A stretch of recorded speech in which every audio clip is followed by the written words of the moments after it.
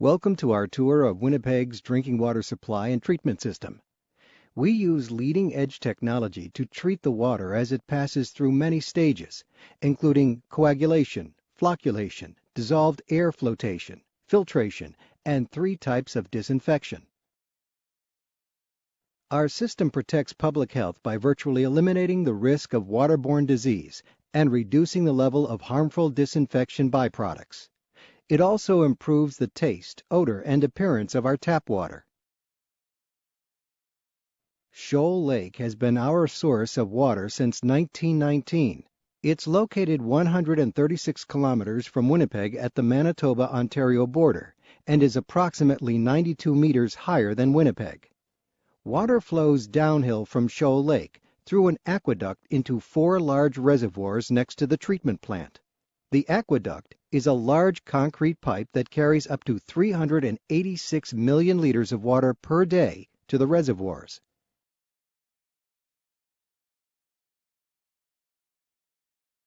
The reservoirs hold up to 8.8 billion liters of water, which on average is enough to supply Winnipeg for about 30 days.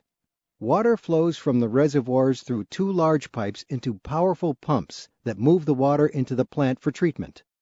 This $300 million state-of-the-art facility features a highly automated system that monitors and controls a wide variety of instruments, mechanical equipment, and electrical equipment including 40 processors, 140 pumps, 2,300 valves, and 1,400 instruments. It can treat up to 400 million liters of water per day. In this first step, we add sulfuric acid and ferric chloride as the water flows into the plant.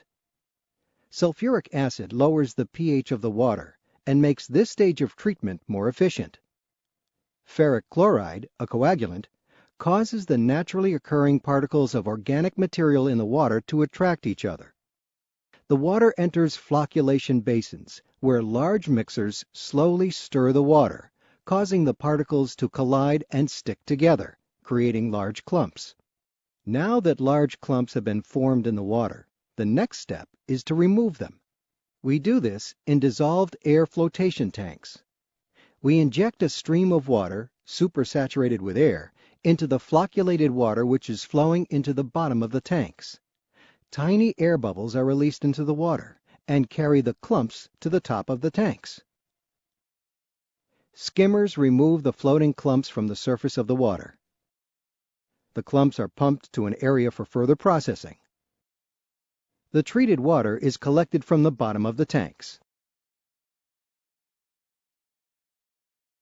The water flows from the dissolved air flotation tanks to chambers where ozone is added. This step, called ozonation, does 3 things. It provides the first level of disinfection by destroying most of the harmful bacteria. It improves the filter performance in the next treatment stage, and it improves the taste and odor of the water. We make ozone by applying electricity to liquid oxygen.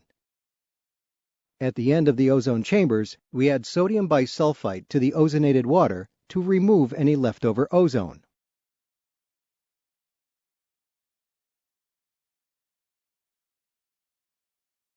The water now flows into filter tanks containing biologically activated carbon. The filters remove any remaining small particles in the water, including parasites. Good bacteria growing on the filters remove some of the remaining dissolved organic material. This reduces the level of disinfection byproducts in the water. We clean the filters regularly by pumping air and water backwards through them. The backwashed water is pumped to an area for additional processing. The filtered water flows into the chlorine contact chamber for a second round of disinfection. We add chlorine to kill viruses and bacteria such as E. coli that might be in the water. Chlorine is the most widely used drinking water disinfectant in North America and has been used for more than 100 years.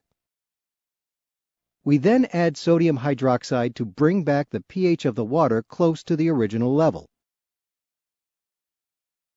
The water flows from the chlorine contact chamber into an underground reservoir called the clear well. We disinfect the water once again using ultraviolet or UV light. We pump the water through 6 stainless steel chambers, each containing 9 ultraviolet lamps. The lamps are similar to fluorescent bulbs. With only seconds of exposure, the UV light rays penetrate any remaining parasites, such as Cryptosporidium or Giardia. The UV light renders these parasites harmless. After UV disinfection, the water flows into 2 large pipes where we add fluoride to help prevent tooth decay. We also add orthophosphate to form a protective coating inside water pipes.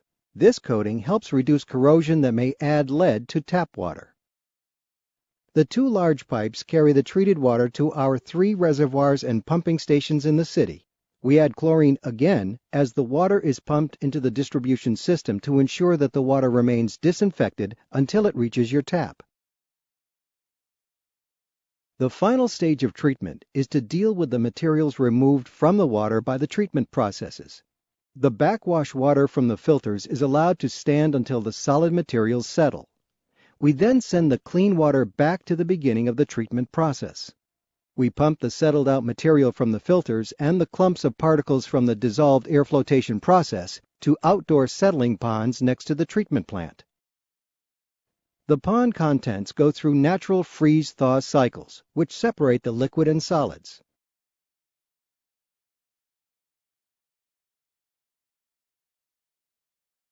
We pump the liquid into Winnipeg's sewer system for wastewater treatment and take the solids to the landfill for disposal. We test our water each step of the way, from Shoal Lake to your tap. Our testing program includes over 150 different tests at more than 130 different locations throughout the year. Because water quality is so important, we do more testing than the provincial government requires. Our certified professional team is dedicated to ensuring that our community enjoys safe, high-quality drinking water that meets provincial regulatory requirements and falls well within Health Canada guidelines. We hope that you've enjoyed this tour of our drinking water supply and treatment system.